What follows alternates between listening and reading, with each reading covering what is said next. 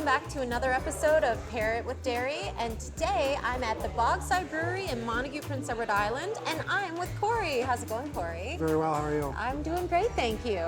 So today we want to talk about how great beer is to pair with cheese. And first off, we're going to look at 3 different styles of beer that they have available here at Bogside, but also at the local liquor stores. And we're going to taste 2 of the pizzas that are available for purchase from Famous Peppers. While you're getting your beer at the brewer, how smart was it to put in a pizza making place next to a beer making place? I mean, it sort of speaks for itself. It's super easy, pizza and beer. There's barbecue as well, but yeah, pizza and beer pair as well. Barbecue and beer is also perfect pairing, definitely. Like when there's food and beer together as well, like it just adds the family element, which is very important to Bogside. Because if you're just pouring draft off the taps, like it's just going to be a bar environment, where we wanted to have a very family-friendly environment that everyone can come and enjoy the space. I love that. And so you have Famous Peppers Pizza and barbecue? Yep, Famous Peppers Pizza as well as Crafter's Barbecue. Yep.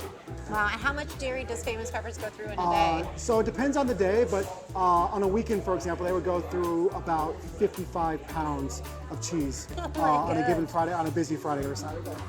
Well, they have this beautiful 4-cheese pizza that I'm looking forward to, as well as the Pathfinder pizza that we're going to try. But first, I want to hear a little bit more about these 3 beers that we have in front of you. Talk to me about the Champagne IPA. This is, champagne you put on, and I'm signed up.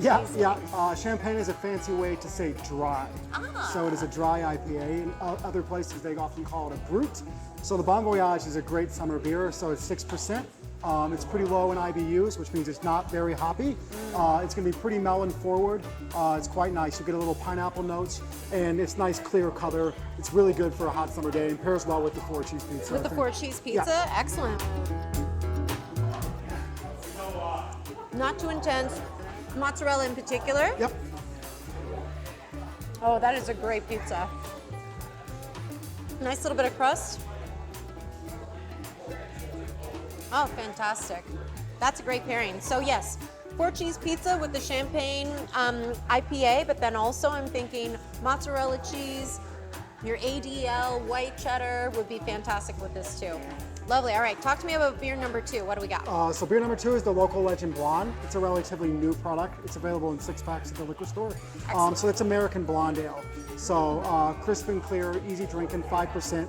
This is sort of the non-craft beer drinkers beer. So often people will come to Bogside and say, oh, I don't really like craft beer, when in fact there are craft beers for everyone. Right. And this is it's a pretty easy category, a broad category as well. So if they come in, they say, I drink Canadian, yes, I drink correct. Alpine, I got you. Yeah. So 5%, crisp and clean, and you'll get a little bit of biscuitiness on the finish. It's really nice. After you're done cutting the grass, it's a good beer for that. Hot summer day. Put your feet up. It's really nice. That's perfect. Yeah. Now talk to me about the 3rd and final beer that we have here. So it's a Munich Dunkle. We call it an amber ale, because sometimes people aren't familiar with the style of a Dunkel. Right. So amber ale, medium body, you get caramel throughout, malty instead of hoppy. Pairs well with meats and like the Pathfinder as we have right in front of us. The Pathfinder does look fantastic, and there's a little bit of jalapeno on here, so you can expect a little bit of heat, but I think because of that malty character that you get and a medium body, it can handle a little bit more oomph, a little bit more heat, and in particular, if you are not going with a pizza that has jalapenos on, you could just do like a jalapeno cheese, right, for a little bit of heat. Let's see if this works. Oh, that's perfect. That is. Tames the heat, allows you to taste the green pepper that's on there, the pepperoni, the cheese really comes out really well. That way you're not just left with spiciness all over your palate. You get something that tames it just a little bit. Now, I love that you guys have actually put the IBUs onto your beers so that you know what to expect in terms of bitterness.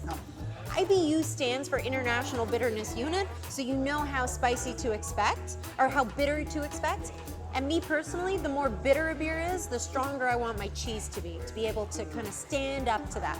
So it's a great thing to be able to just kind of turn that can around and say, okay, that's a 20.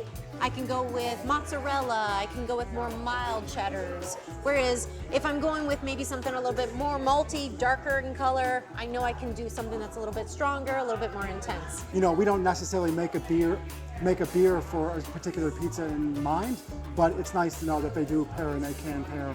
And we can tell people now, they're like, oh, you got the Bon Voyage, try it with the 4 cheese, or you got the Smash, try it with the Pathfinder. Exactly. And it's a good way to sort of link the businesses that operate out of here, but also like link the taste profiles and connect the two in a way, in a more serious way that, you know, it's right here. That both places are in the same building. It's a great way to link the local with local too, Yep. right?